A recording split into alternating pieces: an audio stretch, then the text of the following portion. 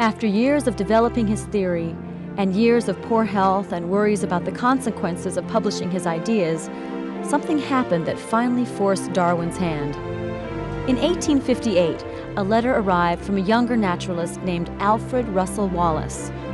Just like Darwin in his youth, Wallace had spent many years of traveling in remote areas of the world where he collected shells, skins, plants, and animals to sell to European collectors.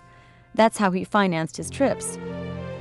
Like Darwin, Wallace was amazed and fascinated by the great diversity of life in the world, and the way many creatures seemed perfectly adapted to their specific habitats.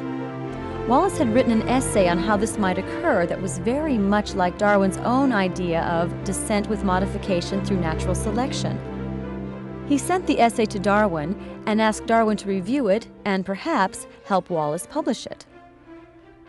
Darwin was suddenly faced with the very real possibility that someone else might beat him to the punch and get the credit for developing his general theory of evolution. Darwin wrote to his friend Lyell about the essay sent to him by Wallace.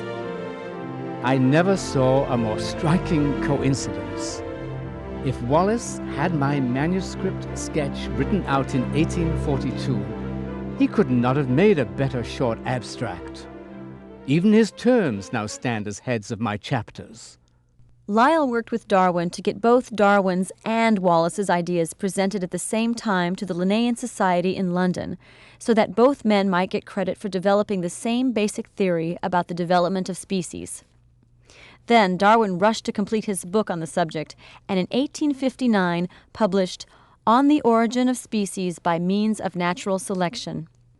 A great controversy followed that, to this day, has not yet abated.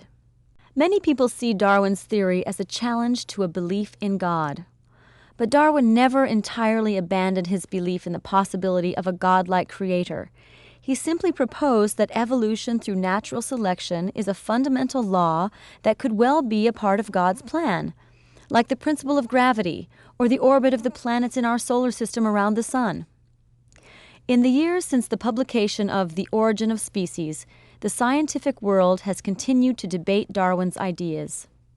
Although there has been disagreement about specific aspects, the basic theory of descent with modification by means of natural selection has held up to scrutiny and is accepted by the vast majority of scientists.